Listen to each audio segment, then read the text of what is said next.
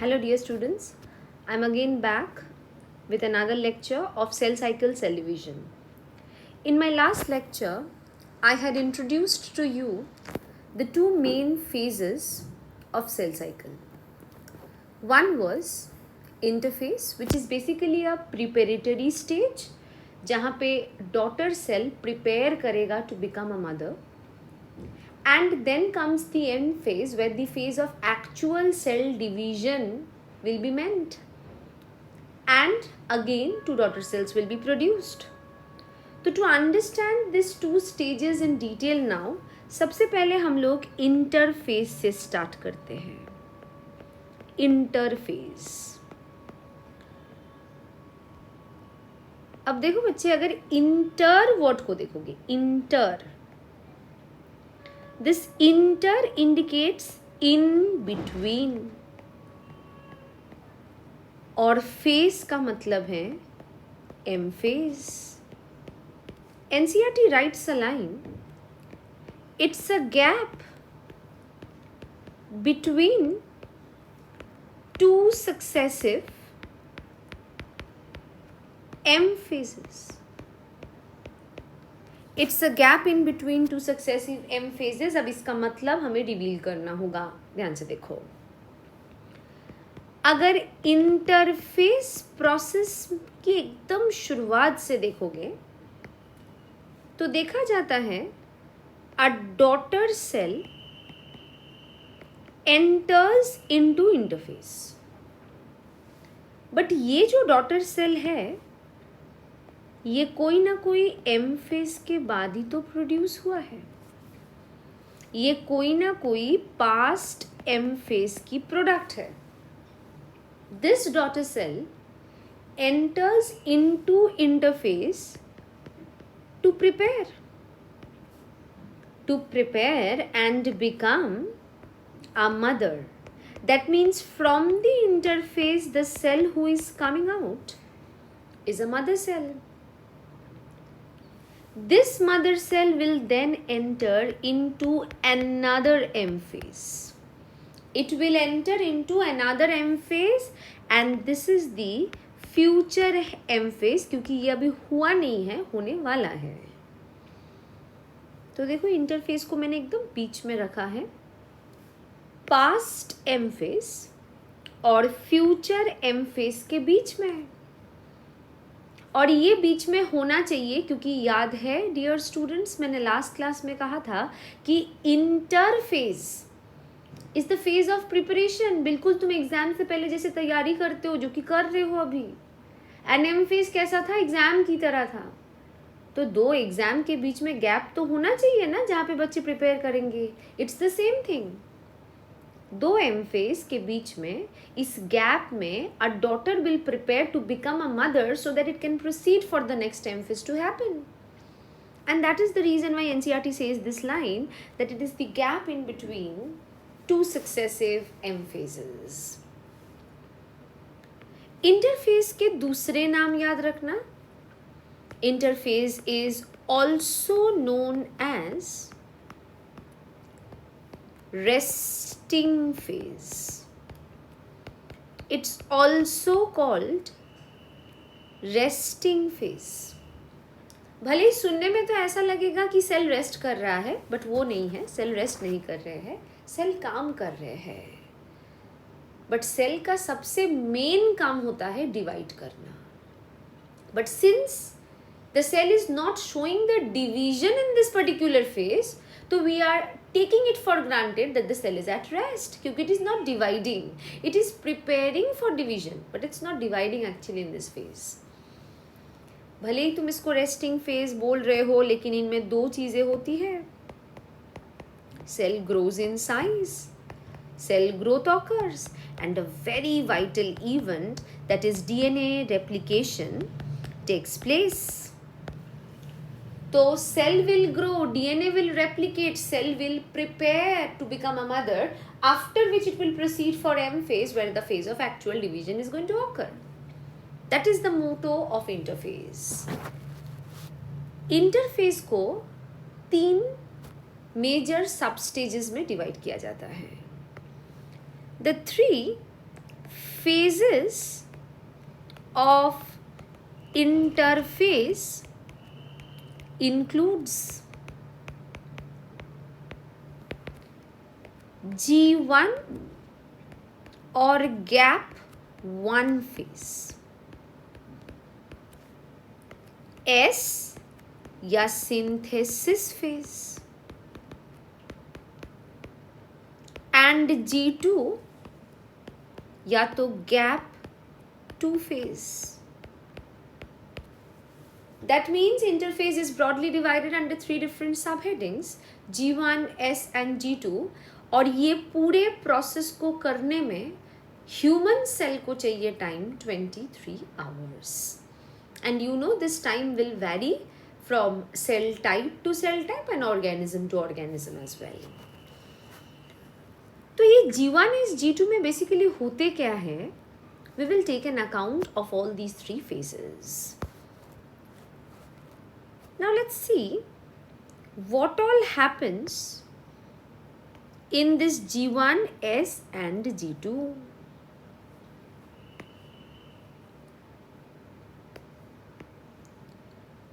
Firstly, let's divide it into phases. This span I am occupying for G1. This part is occupied for S. And this portion is occupied for G2. So obviously this part is restricted for M. And this is the entire cycle that the cell undergoes. And to undergo this entire cycle, a cell needs 24 hours for a human.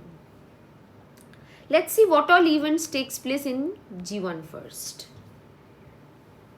देखो मेरे बच्चे, G1 phase की जो position है वो M phase के बाद आ रहा है. ये M फेज पता है ना कौन सा M फेज है? ये पास्ट M फेज है. तो पास्ट M फेज से जो डॉटर प्रोड्यूस हुआ है वही ना G1 में एंटर करने वाले हैं. तो that is the reason why ये G1 फेज को ऐसा माना जाता है कि वो M के बाद आते हैं. इसीलिए G1 फेज का दूसरा नाम है post mitotic gap phase. It's called post-mitotic gap phase. And the full form as you know, gap 1 phase. इसमें basically सेल क्या क्या करते हैं देखो. इसको longest phase कहा जाता है. सेल सबसे ज़्यादा टाइम G1 में लेते हैं क्योंकि इसमें प्रिपरेशन भी बहुत सारे होते हैं. सबसे पहला चीज़, cell continuously grows in size. याद है ना मैं लास्ट लेक्चर जहाँ पे मैंने कहा था कि डॉटर से मदर सेल में कन्वर्ट होने के लिए सबसे पहले सेल का साइज इनहैंस होना बहुत ज़रूरी है. तो cell is growing, cell continuously grows in size, that's the first event. Cell is metabolically active. जीने के लिए जो भी प्रोसेसेस चाहिए सब कुछ सेल करेगा इस पर्टिकुलर फेज में. बिकॉज ऑब्वियसली प्रिपेयर कर रहा है तो मेटाबॉलिज्म भी बहुत अच्छा होना पड़ेगा, तभी जाके अच्छे से प्रिपेयर कर पाएंगे. तो cell is continuously growing in size, cell is metabolically active, but do not replicate its DNA. ये एनसीईआरटी का लाइन है, ये याद रखना. जब भी नेगेटिव एक्सेंट में कोई स्टेटमेंट पूछा है ना, that means definitely it can be asked in true and false. Okay, do not को येस कर देगा, तो accordingly you have to answer. तो cell is metabolically active but do not replicate its DNA.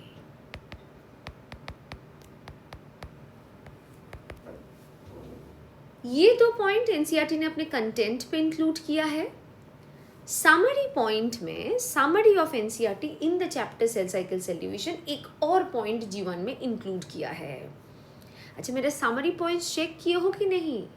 Already देखना, shorts में uploaded है, जहाँ पे मैंने एनसीईआरटी की समरी फैक्ट्स को कवर किया है इन सेपरेट चैप्टर्स.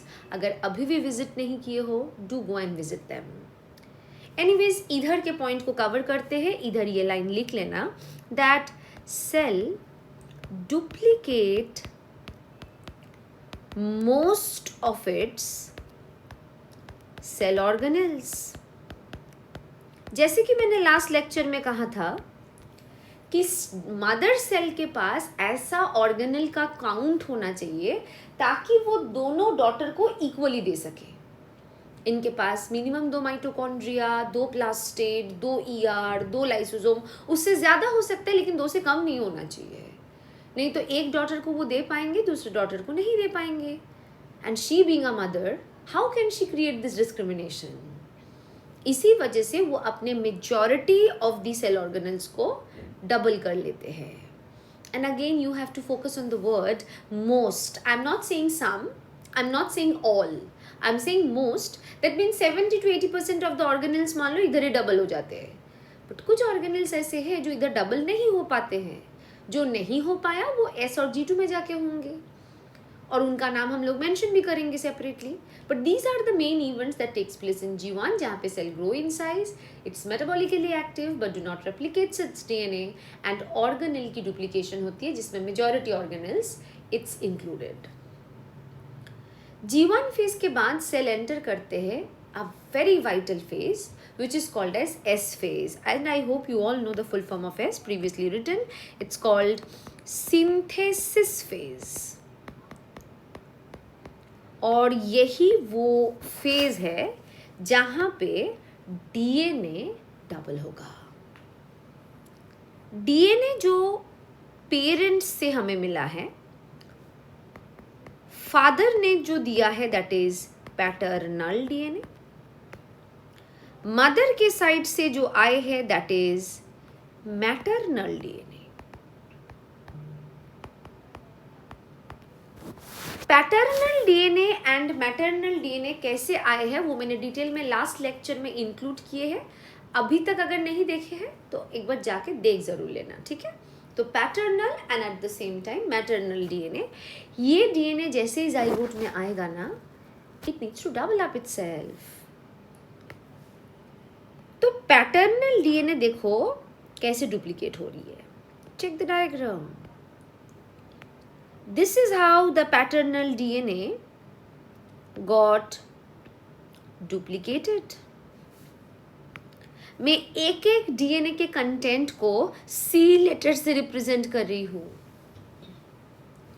तो देखो S फेज होने के बाद after S phase, see the scenario, my count is getting doubled.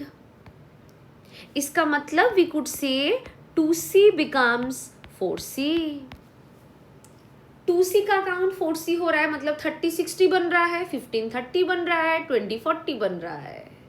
तो तुम्हें कोई भी अमाउंट ऑफ DNA दिया हुआ रहे G1 में, इतना याद रखना सेल S करने के बाद ही वो अमाउंट को डबल कर लेगा। You don't focus on the amount, you just remember कि जो भी दिया हुआ है वैल्यू उसका डबल तुम्हें S फेज के बाद मिलेगी। वो अगर 2C है तो 4C होगा, अगर 4C है तो 8C होगा, अगर 30 है तो 60 होगा। This is the situation. तो DNA डबल हो जाता है। जब सेल आगे प्रोसीड कर जाएंगे ना, S हो जाएंगे, G2 हो जाएंगे और M के स्टेजेस करेंगे, प्रोफेज, मेटाफेज वगैरह, तो यही कंटेंट रहने वाला है।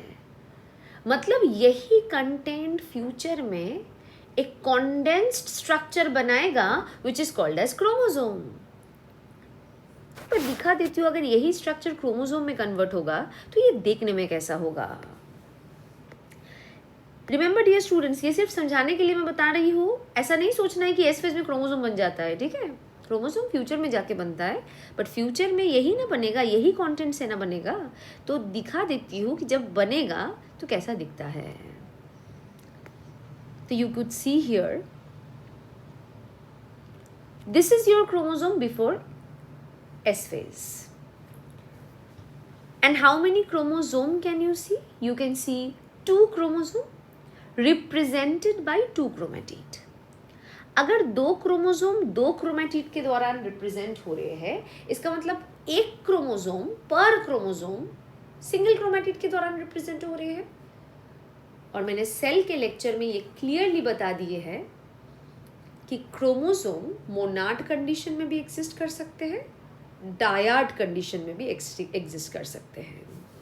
जैसे इस कंडीशन में it is in Monod version, जहां पे तुम देख सकते हो one chromosome is represented by one chromatid. इसी वजह से the number of chromosome that you can see is 2 over here, and number of chromatid that you can see is also 2. that means per chromosome single chromatid के द्वारा represent हो रहा है monad. लेकिन देखो जैसे ही एस फेज में DNA double हो गया, look at the scenario what will happen in future.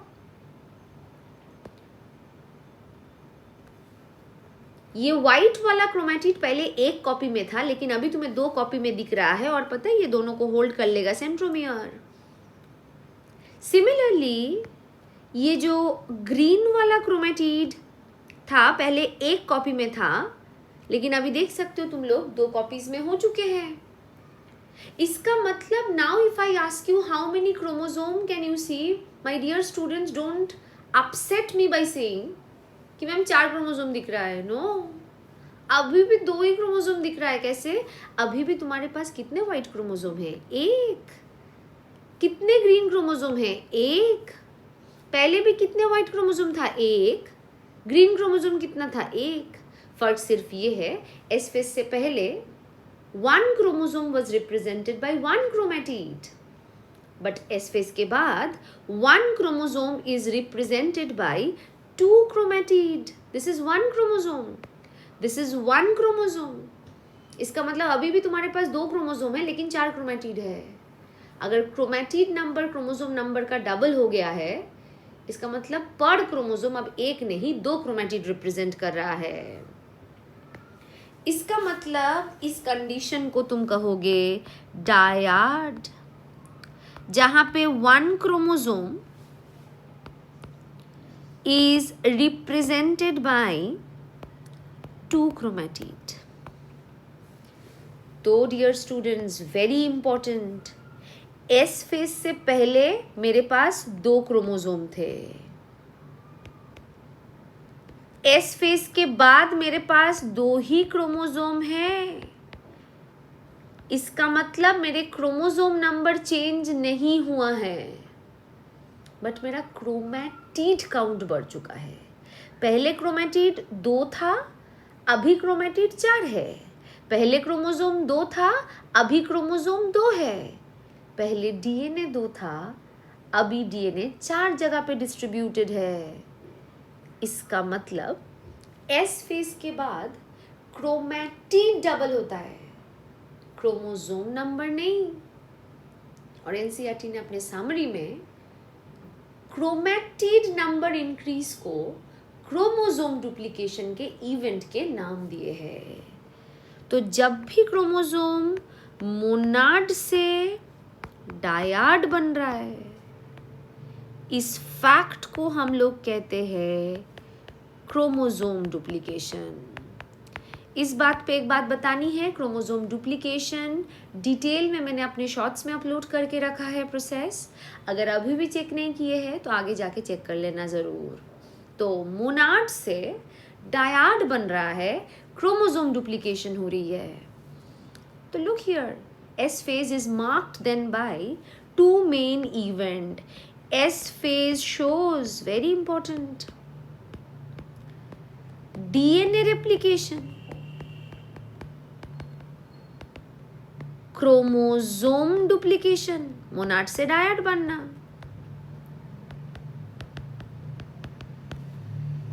और साथ ही साथ एक और इम्पॉर्टेंट इवेंट होते हैं एनिमल सेल के केस में, जो सेंट्रोसोम सेंट्रियोल कॉम्प्लेक्स है वो भी डबल हो जाता है इस फेज में. मैंने कहा था ना, जीवन में most of the organelles double but not all. इनमें से एक सेंट्रोसोम सेंट्रियोल है जो जीवन में नहीं एस में आके डबल होता है. तो centrosome duplication occurs in S phase.